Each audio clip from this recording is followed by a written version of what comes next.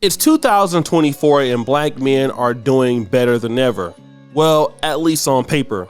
We're more educated, we own more of our own homes, and yes, we have more opportunities in this digital world than ever before. We know more people, we have more information, and have more opportunities. But let's face it, guys, few things have changed for us in the last 40 to 50 years. And that is because there is a certain level of apathy that black men have when it comes to their own issues and working together. But most of us overlook that and look at our own individual accomplishments, and we really don't care too much about anybody else because, hey, I'm getting the bag for myself, other brothers got to get it for theirs. I'm on my own. And that seems to be the case when dealing with African American men. But there's something new that's hitting black men right now in certain cities that might change that forever. That's the migrant crisis. I know what you guys are gonna say. O'Shea, stop the show. Migration has been in the United States for a long time. What's changing now? Well, I want to explain something to you. Let's fly all the way to New York City, Queens to be exact. I want to talk about a brother by the name of Ibo Sarr. He made national news because as a Senegalese immigrant himself, he started doing this for migrants coming from West Africa. Developing right now, inspectors have discovered dozens of people living inside a building in Queens. Yeah, Richard Giacobis is outside of that home in South Richmond Hill with more on this. Richard, what do we know? Well, this is actually a furniture store, Chris and Bianca, and what building inspectors tell us was there were at least 14 bunk beds and more than a dozen other beds occupying both the cellar and first floor of that store. The building owner tells us he was housing migrants here, migrants who have now been vacated by that building department. We're going to show you some cell phone video from that furniture store owner who shows what these conditions look like in that cellar. You can see dozens of people in these beds appearing as if they're waking up. Neither the Department of Buildings nor the FDNY are saying who was living in these tight quarters. Both officials did confirm that they did fully vacate the building, both the first floor and the cellar where these people were sleeping, and an investigation is now underway. In that cellar, the FDNY says there was no ventilation, there wasn't any natural light. The Department of Buildings has slapped the landlord with 2 violations. We spoke to the owner of this furniture store again, who told us he was housing these migrants willingly inside the building. He says he brought the people living here in to give them work. We also spoke with a neighbor who did not want to show her face on camera. She claims she's been calling 311 for weeks about the amount of people living here and the number of e-bikes that she's been seeing in the building's backyard. How many people? About 74 people. And where were they staying? Yeah, they were staying in the store because the store is it's a big space. It's a big space. So we have bunk beds, you know, queen bunk beds, some of the twin bunk beds, just to make a space, you know, for everybody to fit, and we can have space to pray. One day morning, I come outside, I see bikes in the back. That's when I got alarmed. When I saw the e-bikes, and then all over the news, you see that these e-bikes are exploding and they lighten up the whole block. Like nobody's safety he was concerned about. That's right. My man had 2 illegal shelters, charging each person $300 a month, and he had hella people living in there. And then the mayor, Eric Adams, didn't appreciate the fact that he was doing that, but check out what he's doing now. New tonight now, a small business owner in Queens busted for cramming dozens of migrants into 2 illegal shelters, says that he has a new plan to house them legally. Tonight, he also has a message for the mayor after the mayor announced plans to visit the southern border this weekend. Here's CBS 2's Derek Waller. 2 bedrooms up. Ibo Sarr invited us to tour his new 4-bedroom rental in Queens. But this isn't for him. Instead, he's subletting to a group of African migrants, some of them unloading their luggage tonight after a long bus ride from the southern border. And we have a finished basement, but the basement, we can't use the basement because there's no egress windows. And that's the difference between this shelter and the illegal ones he was running. One in the Bronx, the other in this basement of his furniture store in Queens. Last month, the city finding more than 70 men crammed inside. Now it's 12, each of them paying $300 a month in rent. There's no financial gain. It broke my heart to see my own people suffering, spending the night on the streets. We spoke to neighbors who had no idea and are now concerned. It's not something that I would condone in this neighborhood. I think the neighbors should have been notified. That's right. That same man that had the illegal shelter said, listen, I'm going to house my guys. I'm going to go and rent an apartment and house these guys here so they can stay here, and we're going to feed them. Now, you're not thinking that that's a threat, right? And right now it might not be, but I want to play another clip about migrants hitting the border.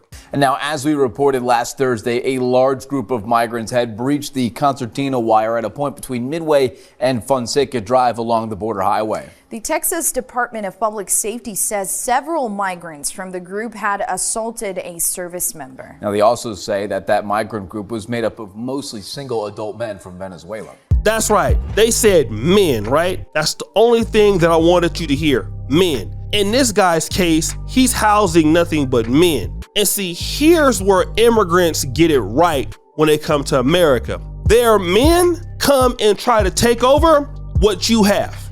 That's how it works anywhere in the world. I'm in Africa right now. Want to know who is being sent here to do the biddings of their own home countries? Men. Chinese, Lebanese, and at first it might not be a big issue until they start getting married, having kids, and owning things in your community. What's the big point I'm trying to bring home here, brothers? These immigrant men are working together because they have to. And after a certain time, they're going to be strong, and then they're going to start competing for what is yours. All right? They're going to have stores in your community. They're going to have real estate in your community. They're going to have furniture stores in your community. And then you won't even be in the community because right now, all they have is each other. But they're going to pull their guys up because they don't have any chance. And trust me, as a guy who's lived as a foreigner overseas, I know how it is. I'm living in Uganda right now. We have an African American association sort of out here, and we stick together because we have to. When I lived in Poland and the blacks were out there, we had to stick together because we have to. The immigrant's mindset or the migrant's mindset is kill or be killed, survive or succeed. Meanwhile, black men in America don't have that energy. And see, we're continuing to get passed up by these groups of competing men. And you might not think we are getting passed up because you're thinking as an individual. But when it comes to wealth, when it comes to policies and all of these things that our good brothers like Dr. Ron O'Neill and T.S. Johnson talk about, the reason why these immigrant men come into the country and they get it because they start banding together. And after about 5 or 10 years, 15 years, they actually start getting resources that start competing for what black men have already competed for and died in wars for. And then here's what we like to do. We like to start talking about in the country, we built this country, our grandfathers fought in the war, and all that is true. We all know that we are owed reparations. But what's going to happen is people are going to look at the person that has organization that's going to come and push their will on folks. And see, as black men, we don't look at each other like we got to work together because right now we don't need to. Shout out to Brother George Macon because he's been talking about this for a while. He said African Americans, men in general, don't need each other. We typically work for whites. We don't need to do business with each other. And we don't really want to deal with each other because we don't really want the drama. So we avoid each other. Meanwhile, these other groups of men that are coming into America, they are figuring out how to work with each other. They're figuring out how to resolve differences. They're figuring out how to follow in line with things to make stuff work. They're finding out how to do business with each other to make it work because they're living under harsh conditions. But the black man is not really living under those same harsh conditions. He don't have to work with his people, so he doesn't. So then what ends up happening is you get replaced. Look at what's going on in Chicago and Black Chicago alone. We could talk about New York City, but let's look what's going on in Black Chicago. Black Chicago, or Chicago in general, is one of the most separate cities in America, all right? Historically. And what we're seeing right now is a bunch of people coming into Chicago getting the things that African Americans have fought for. This is a public policy, all right? So when you're competing against people like that, they are not your friends. They don't care about you, don't care about whatever you had going on. They are here to compete. And the people that come to compete are foreign men. They want what you got.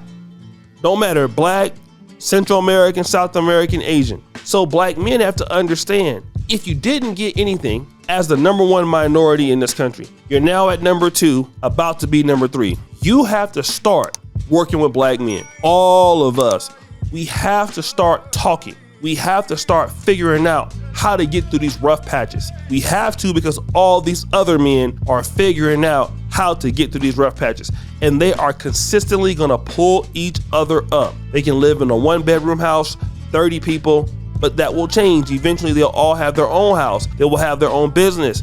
They'll be able to attack in many different ways to be able to get your resources. We have to stop that from happening by getting united today. Even if you go outside, right, and you see a black man, you just gotta learn how to start speaking to the brother. This is what is going to be paramount. We have to get over that mean mugging, being mean spirited. We gotta work this out, because as black men, we're supposed to be the leaders of all communities that black men live in. We're supposed to be the biggest financial designers of that community with the most work and investment in those communities. This don't even have anything to do with black women. I know some guys don't go there, I ain't building nothing for her. Build something for yourself, okay? There's no way, if you from the black community or you're an African brother, whatever you want to consider yourself to be, all right? And some other guy is there in your community making money when you're supposed to make money out that community. It should never happen, all right? We have to set up things with other brothers to meet up, talk, share best practices, and keep the money in between the black male collective, because that's what these other men are doing, and they're not playing around. They're gonna get everything that they want if they get united. They'll be able to lobby politicians. They'll be able to get more things. There'll be a big voting block. And you wanna know who won't have anything? Us. We gotta take this migrant thing serious. So guys, what do you think? It's your boy, Shady Jackson, back at it again with another episode. Fair use, I'm out.